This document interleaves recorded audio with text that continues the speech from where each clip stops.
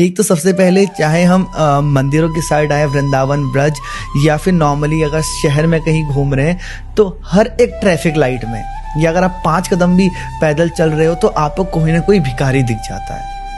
कोई समर्थ है, पूरा हष्ट पुष्ट है, कोई अपंग है, लेकिन आपको हर 4 कदम में दिखते रहते हैं। और अगर दे दें तो ऐसा लगता है कि ये तो उससे नशा करेंगे, हमने एक गलत चीज़ को, एक गलत प्रथा को हमने उसको सहारा दिया है, एक गलत प्रथा को, ये तो बिजनेस चल रहा है। और ना दे तो मन में लगता है कि जेब में पैसा था मेरे और मैंने फिर भी उसको नहीं दिया जो मेरे सामने हाथ फैला के आया था।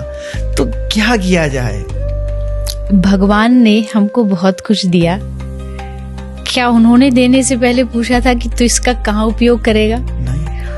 हमें नहीं पता कि ये कहाँ यूज करने वाला है भिखारी, लेकिन उसको तो पहले से पता था कि हम कहाँ यूज करेंगे। तो मुझे नहीं लगता कि आपको ज्यादा सोचने की जरूरत है कि आगे वाला क्या कर रहा है।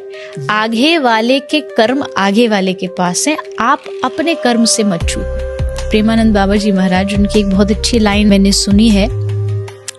बाबा ने कहा कि लोग, कोई पूछ रहा था कि बाबा लोग हमारी अच्छाई का फायदा उठा लेते हैं, तो बाबा ने हंस के कहा कि ये तो तुम्हारे लिए बड़ी अच्छी बात है कि लोग तुम्हारा फायदा उठा पा रहे हैं। तुमको भगवान ने इतना बनाया कि तुम किसी के लिए फायदे के लिए काम आ रहे हो, इसमें नेगेटिव क्या है? ये तो तुम्हारे लिए पॉजिटिव ही हुआ ना। बहुत सुंदर कि लोग हमारी अच्छाई का फायदा, अरे तुम फायदा उठाने दो, तुम किसी के लिए फायदेमंद हो, तुमको ये सोच के नाचना चाहिए। जैसे एक बस जा रही है, एक आदमी विंडो की साइड बैठा है और एक विंडो से दूसरी साइड में बैठा है। एक भिखारी विंडो पे खड़ा होकर भीख मांग रहा है। जो विंडो वाला व्यक्ति है वो नहीं दे रहा, पर जो उधर वाला बैठा उसके मन में आया, उसने 50 रुपए निकाले और वो भिखारी को देना चाहता था, पर उसका हाथ वहां तक पहुंच नहीं रहा, तो उसने जो विंडो वाला आदमी था उसको दे दिया कि तू दे दे भैया।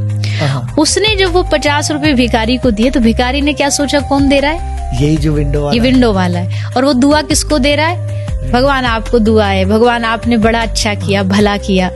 पर देने वाला विंडो वाला नहीं है, विंडो वाला बस पास कर रहा है, देने वाला कोई और है। ठीक ऐसे ही आप जो दे रहे हो वो बस आप पास कर रहे हो।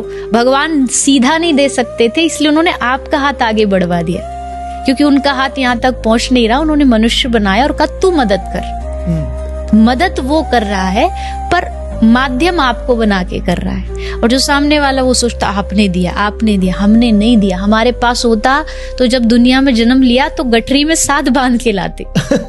हमारा नहीं है वो किसी और का है। किसी और तक पहुंचाने का काम, जिम्मेदारी आपको भगवान ने दी है, उसको निभाइए। इसमें बिल्कुल भी संकोच नहीं करना चाहिए।